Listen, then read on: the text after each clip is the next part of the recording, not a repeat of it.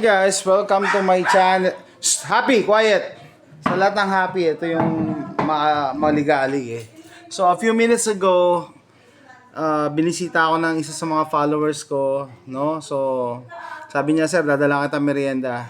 Okay, sabi ko, okay na, sige, andito lang ako, no?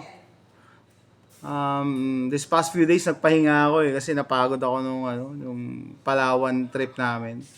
Kaya pagdating namin ng Palawan, 'di ba? Diretso ako sa Tax Expo. Kulang pa ako sa tulog noon. Tapos naulanan ako dun sa Underground River. Ayun, kaya medyo sumama pa pakiramdam ko. Kaya nung umatid ako actually ng Tax Expo, masama ang ano ko noon. Pakiramdam, may sipon-sipon pa ako.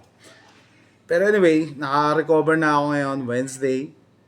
Kaya sabi ko ready na ako lumabas. So, Friday, meron kami activity. Punta kami ng shooters sa umaga, sa hapon, mga gun store dyan sa Krami Arcade. Saturday naman sa Arms Corps. So, by the way, shout out. Hindi ko na rin babanggitin yung pangalan niya, no? Ayaw niya magpa-mention. So, yan, pinadala niya ako nito. Crispy pata, mainit-init pa. Talaga naman. Inorasan niya pa yung pagpunta rito kasi sabi niya, tatiming, in-order daw niya to eh. Yan, so kailangan banatan na namin to bago lumamig.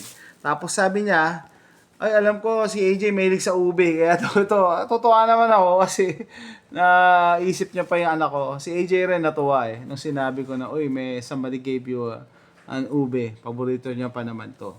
No? And yun sa short amount of time na nag-meet kami, na nag-usap kami, very productive kasi meron siya sinuggest sa akin na tumatak sa isip ko eh. So, sabi niya, sir, baka pwede sa susunod i-tackle nyo naman yung tungkol sa self-defense dito sa Pilipinas. Natigilan ako kasi sabi ko, alam mo sakto, kasi kinakausap ko si Charles sa Happy. Kinakausap ko si Charles, sabi ko, ano na next step? Yan, maganda yung mga nakuha natin sa RA 10591. It's not perfect, pero improvement compared sa mga previous na na galawan dito sa batas. Actually, yung amendment natin sa RA 10591, maraming nasagasaan na ibang bills 'yon. Ha, kaya di ko lang sasabihin sa inyo, pero may mga bill na natenga dahil doon. Ni-rush nila yung natin, amendment sa RA 10591. Kaya mabuhay! Anyway, so sabi ko kay Charles, anong susunod natin na ano pa pwede nating i-contribute na sa improvement ng RA 10591. Ang sabi ni Charles gusto niya class A light weapon. Pero naisip ko, yung sa suggestion niya ni nung follower ko kanina, yung element ng self-defense dapat ma-discuss, no? Meron siyang ginawa pa example na meron daw isang gwardiya na inatake na pero magdadalawang isip pa kung paano niya i-approach yung attack, no? Parang pinadaplisan lang yata yung attacker. Pero sabi niya, dapat nga pagka ikaw pinasok ka talaga sa bahay na may weapon, dapat meron ka na talagang right to self-defense. Dapat may right ka na to self. Tama naman. Hindi yan papasok ng bahay na may kutsilyo para maipagkaibigan sa'yo. 'Di ba? Common sense 'yun eh.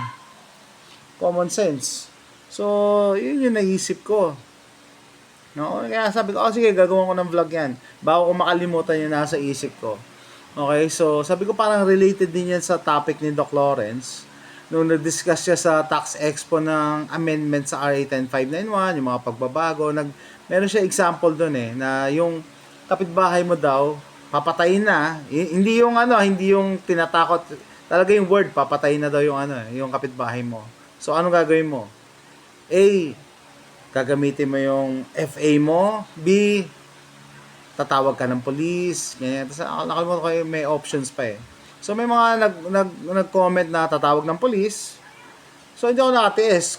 Nag-comment ako, sabi ko, if the threat is imminent, talaga andyan na yung threat, I will use whatever is necessary to stop the threat. Tapos may mga narinig akong reaction na para bang nagulat sila na para bang wow, para bang believe sila na matapang ako. Pero para sa akin common sense lang yun eh. 'Di ba? Common sense lang 'yun. Yung barrel, pag tinanong may mga anti-gun people, sasabihin nila ang purpose niyan is pumatay, di ba?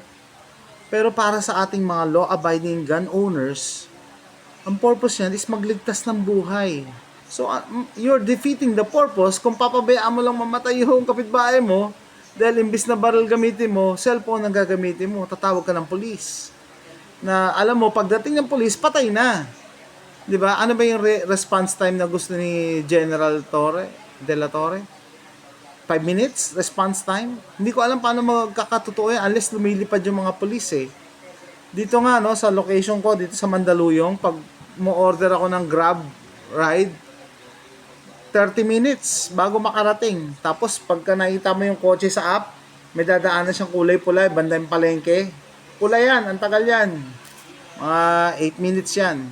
Doon pa lang yan sa straight na palengke. 'Di ba? So hindi ko talaga alam eh. Kahit nga 5 minutes guys eh.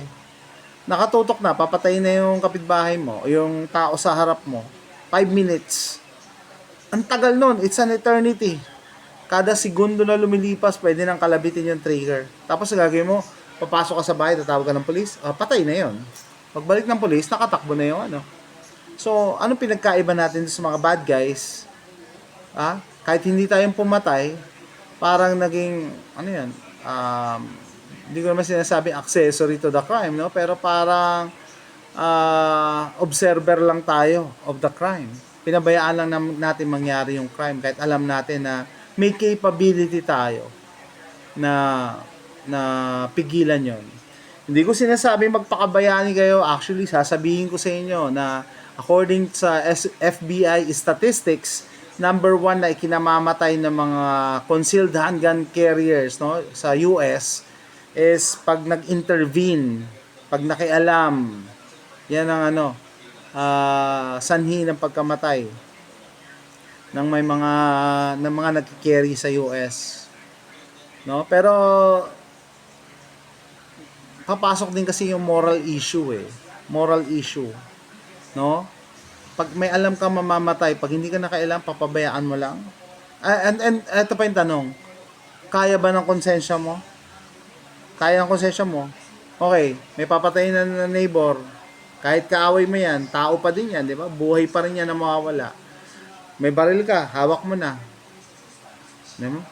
Kasi may narinig kang commotion. Paglabas mo, may dalang baril. Nakita mo, hindi naman pala ikaw, yung neighbor mo pala. Ang gagawin mo, babalik ka uli sa bahay, tatawag ka sa, meron po ditong papatayin. By the time na dumating yung police, sa tingin nyo, buhay pa yung neighbor? Hindi na. Hindi na yan. No? Ito yung mga pagkakataon na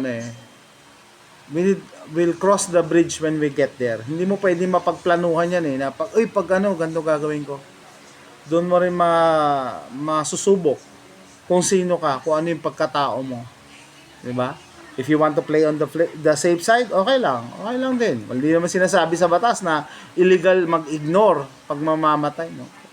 Pero, ang tanong, kaya ba ng konsensya mo? Kaya palagi kong sinusundot dyan yung moral issue, yung ethical implications, na may capability ka na pigilan yung krimen or yung pag unalive nung isang tao, anong gagawin mo? 'Di ba? So I think mas importante nga 'yon. Tama. I agree with him, yung follower ko na nagbigay nito, no? I agree with him.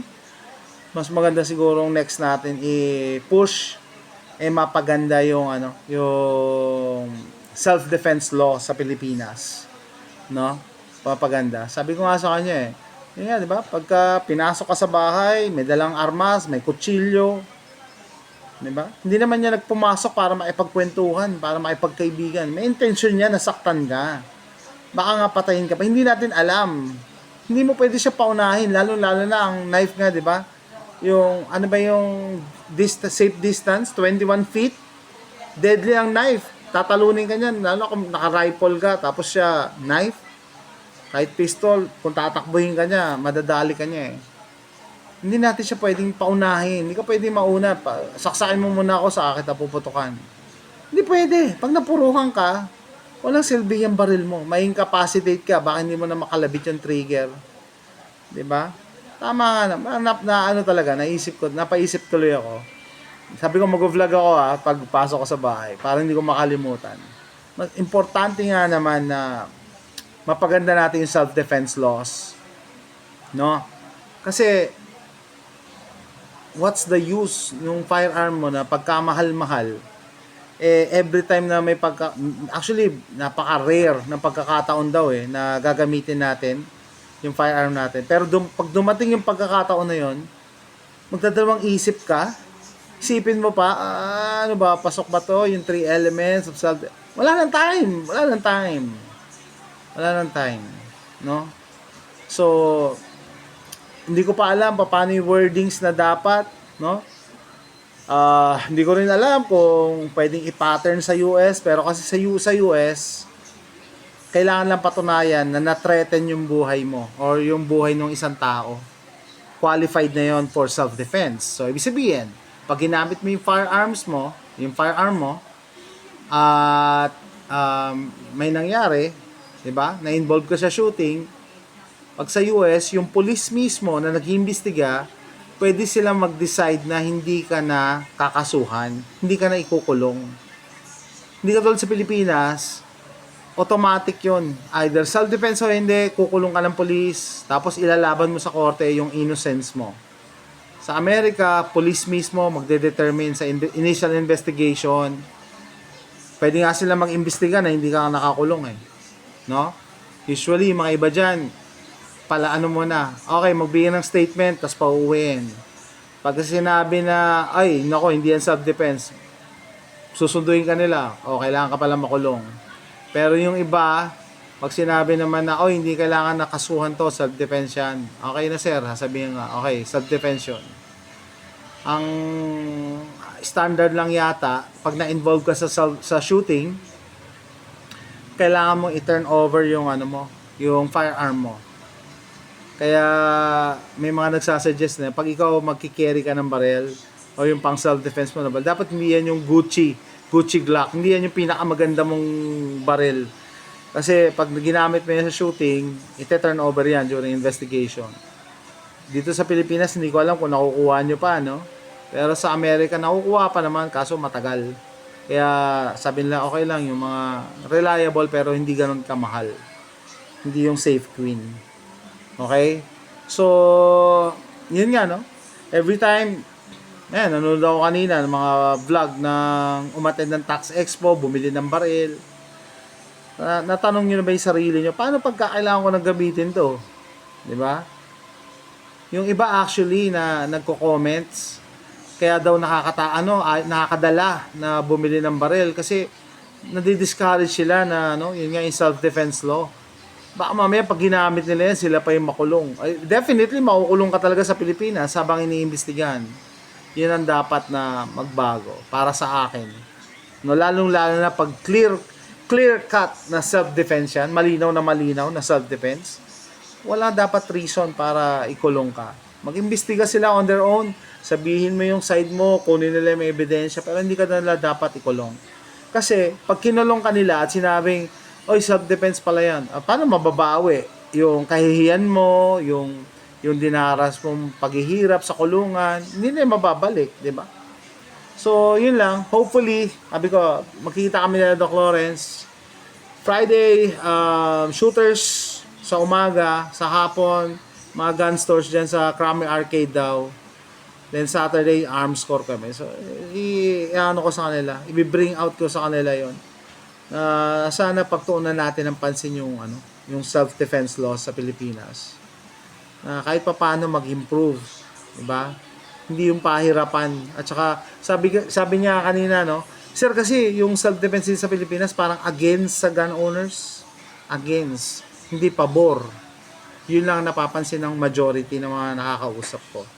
So, that's it guys. Sana nag-enjoy kayo sa konting kwentuhan na to, and mag-i-enjoy naman kami dito sa ube at saka crispy pata na regalo sa akin, and talaga nagpapasalamat ako. Salamat. And see you next time. Bye.